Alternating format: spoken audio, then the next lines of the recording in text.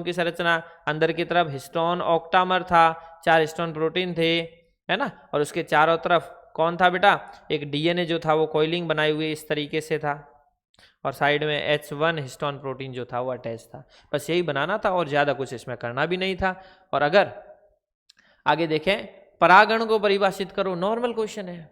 स्वपरागण, पर परागण, देखो बेटा 1 + 2 3 नंबर का क्वेश्चन था, आराम से बताओ। परागण, एक पादप के एक पुष्प से पराग कणों का उसी पुष्प की वर्तिकाग्र अथवा उसी जाति के अन्य पुष्प की वर्तिकाग्र पर जाना क्या कहलाएगा, परागण। उन्मिल और अनुन्मिल, लास्ट वाले प्री बोर्ड में क्वेश्चन दिया है सीधा का सीधा आपको, उन्मिल और अनुन्मिल। उन्मिल का मतलब पुष्प हमेशा खुले रहते हैं, अनुन्मिल का मतलब पुष्प हमेशा बंद रहते हैं, सीधा सिंपल सवाल दिया है। और इसके अथवा में ये इन्होंने बढ़िया किया कि पहले चैप्टर के अथवा में जो है अपने पास में 5वें चैप्टर जिसको अपन मोल बायो कहते हैं उसको दे दिया, तो आप पहला वाला सवाल को दूसरे को देखने की भी जरूरत नहीं है। और दूसरा वाला 26 तारीख के प्री बोर्ड में एज इट इज दे रखा है, अनुलेखन को परिभाषित करो और प्रोकैरियोटिक के अंदर बैक्टीरिया में अनुलेखन की प्रक्रिया समझाओ। सोचने समझने की जरूरत नहीं है। इनिशिएशन, एलोंगेशन और लास्ट में टर्मिनेशन, जिसके अंदर पहले सिग्मा फैक्टर काम आएगा, लास्ट में रो फैक्टर काम आएगा, आरएनए पॉलीमरेज काम आएगा। अनुलेखन है क्या, डीएनए से क्या बनाना था अपने पास में, एमआरएनए बनाना था। ओके, और अगर यूकैरियोटिक आ जाता तो आपको लास्ट में स्प्लाइसिंग ऐड करना था, है ना, कैपिंग ऐड करना था, है ना, टेलिंग ऐड करना था। नेक्स्ट, परागण के अभिकर्मकों को परिभाषित कीजिए, वायु परागित पादपों में परागण को समझाइए। परागण के अभिकर्मक का मतलब, परागण कितने प्रकार का होता है, 2 प्रकार का, जैविक एंड अजैविक। जैविक और अजैविक की बात करें तो अजैविक के अंदर एक तो आ गया था जल, दूसरा आ गया था वायु, है ना। और अगर बात कर रहे हैं जैविक की, तो जैविक के अंदर कौन था, चमगादड़ द्वारा, मानव द्वारा, पक्षियों द्वारा परागण जो था वो सिलेबस में था। और वायु परागित पादपों में परागण को समझाना था। वायु परागित में आप मक्का वाला एग्जाम्पल दे देते, आपको ये बताया था वायु द्वारा होने, यानी कि परागकण कैसे होंगे बेटा, परागकण हल्के होंगे। कैसे होंगे, हल्के होंगे, शुष्क होंगे, उनका भार कम होगा, है ना, अचिपचिपे होंगे। और वर्तिकाग्र में भी कुछ अनुकूलन होगा, यानी वर्तिकाग्र कैसा था, ब्रश लाइक होना चाहिए था।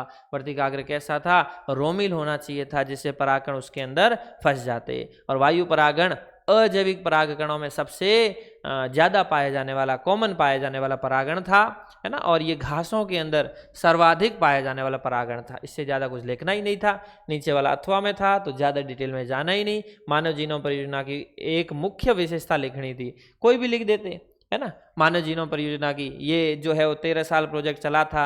गुणसूत्र नंबर 1 है, उसको पूरे 3 साल लगे थे। गुणसूत्र नंबर 1 में सबसे ज़्यादा जीन थे, वाई के अंदर गुणसूत्र में सबसे कम जीन थे, ठीक है। उसके बाद में कौन कौन इसमें ऐड था वो सारी चीज़ें लिख सकते थे। मानव में सबसे बड़ी जो जीन थी डिस्ट्रोफिन, उसके बारे में भी लिख सकते थे। टीआरएनए की आपको संरचना का नामांकित चित्र बनाना था, बस ये कर लेते। नीचे आप एमआरएनए लगा देते, यहाँ कोडोन और एंटीकोडोन लगा देते, बस, ठीक है। ऊपर अमीनो एसिड लगा देते कोई भी, है ना। फिर वाहित मल, आपको ये भी चैप्टर बोला था बेटा कि 4 सवाल बनते हैं, 2 तो अपन ने बोला था मॉडल पेपर में दे दिए, वापस भी आ सकते हैं। और वहां आपको बताया था, एक तो गोबर गैस संयंत्र 1, वाहित मल 2, सूक्ष्म जो जैव उर्वरक में 3 और जैव नियंत्रक में 4, ये रहे 2 सवाल।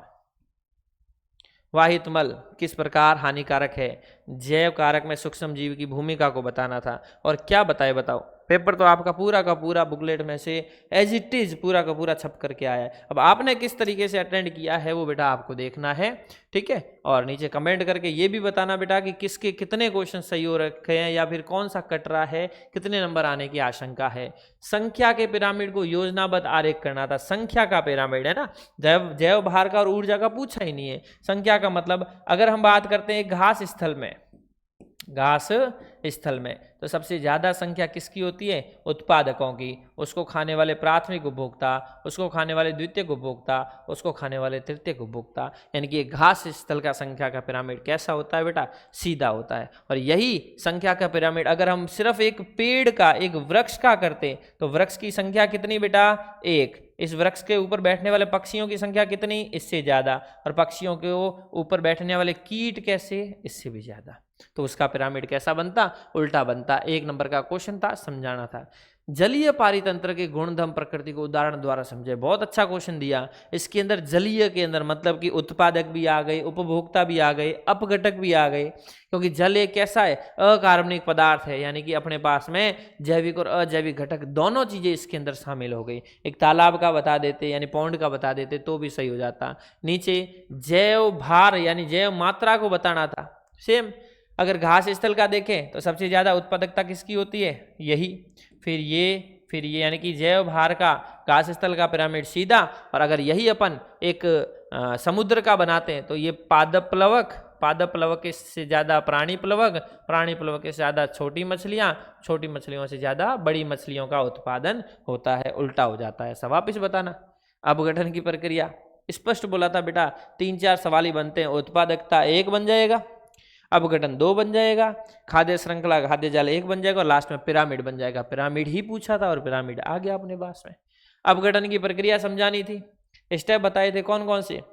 सबसे पहले बताया था कैटाबोलिज्म यानी अपचय, फिर निक्षालन यानी पहला विखंडन, दूसरा हो जाएगा निक्षालन, तीसरा अपचय, चौथा ह्यूमिफिकेशन, पांचवा मिनरलाइजेशन खनिजीकरण, और उसके उत्पाद बताने थे, है ना।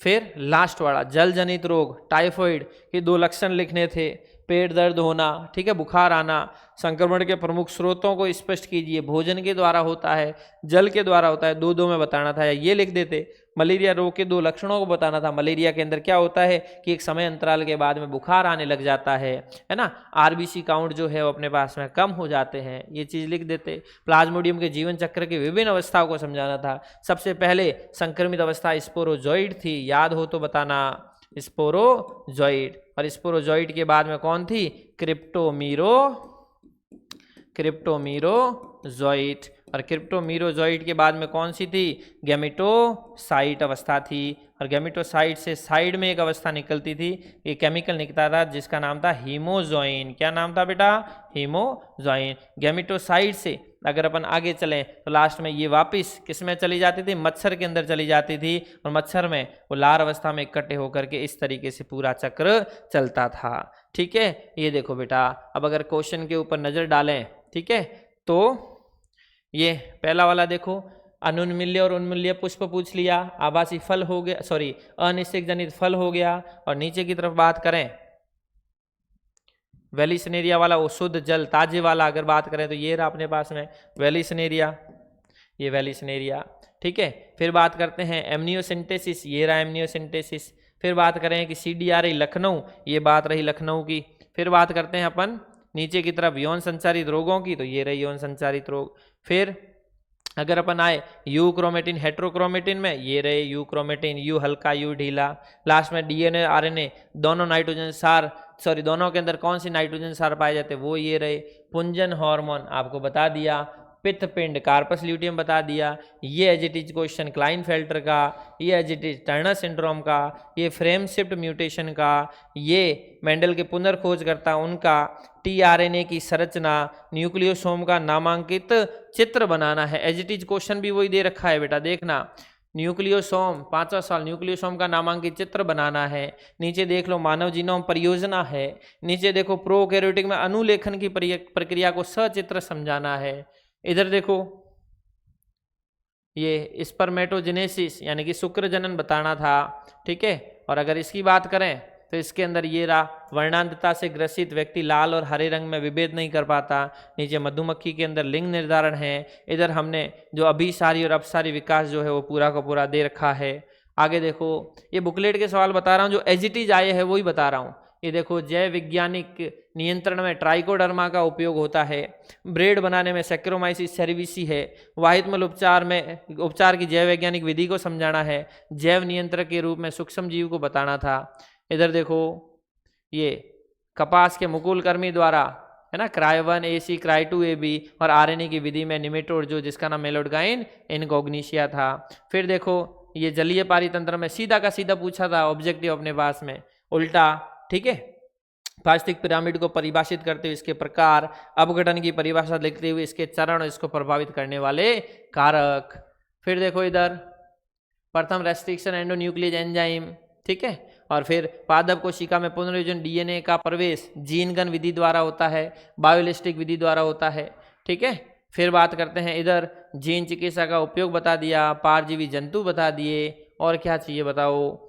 इधर देखें, जैव विविधता की स्वस्थानीय विधि, राष्ट्रीय उद्यान जो 90 पूछा था, सीधा का सीधा दे रखा है यहाँ पर। उष्ण कटिबंधीय में जैव विविधता ज्यादा होती, क्यों, आपके अक्षांशीय प्रवणता बताना था। इधर देखिए सहभुजिता तो पूरी की पूरी मिल गई, ठीक है। ये रहा परजीवी द्वारा अनुकूलन बताओ, एक्टोपैरासाइट, एंडोपैरासाइट, सारी की सारी चीजें पड़ी थी। टाइफॉइड वाला ये रहा, salmonella typhi, Plasmodium falciparum malignant वाला ये रहा, कैनाबिनोइड वाला ये रहा, इसको जूम करके दिखाऊं आपको, ये कैनाबिनोइड, ठीक है। ओपियोइड कैनाबिनोइड कोकिन कोका उस पौधे का नाम जिससे उत्पादित होता है। मलेरिया का जीवन चक्र ये रहा। जल द्वारा होने वाले रोग का नाम, उसका रोगजनक 2 लक्षण और उपचार लिखो। पूरा का पूरा पेपर बेटा आपने बुकलेट में से था, तो सोचने की भी जरूरत नहीं थी, ठीक है। बस जिसने आराम से पढ़ा उसका पेपर हो गया, जिसने नहीं पढ़ा उसका भी खराब नहीं गया बेटा, पेपर सबका अच्छा गया। ऑल द बेस्ट आगे वाले पेपर के लिए। जीन गन, ओके, ये हो गए अपने पास में 1 नंबर के, ठीक है। ये रहे सीधे के सीधे, ओके बेटा। हाँ, तो अब आपको आगे के पेपर के लिए बहुत बहुत शुभकामनाएं, है ना। ऑल द बेस्ट, अच्छे से पेपर की तैयारी करो। और जो भी बच्चा 12th के बाद में CUET एंड BSc नर्सिंग की तैयारी करना चाहता है, तो बेटा सरोकार के अंदर ही 8 तारीख को, 8 मार्च को CUET, BSc नर्सिंग, नेक्स्ट का exam, army medical officer, air force का जो वाई ग्रुप होता है मेडिकल ऑफिसर, है ना, और एयरफोर्स के अंदर भी, आर्मी के अंदर भी, और नेवी मेडिकल असिस्टेंट ऑफिसर, सबका सिलेबस एक है। 11th एंड 12th इनके बैच स्टार्ट हो रहे हैं 8 मार्च को। जो भी करने को इच्छुक हो बेटा सरोकार कोचिंग से कांटेक्ट करें, आहार भोजनालय के जस्ट पीछे बेटा।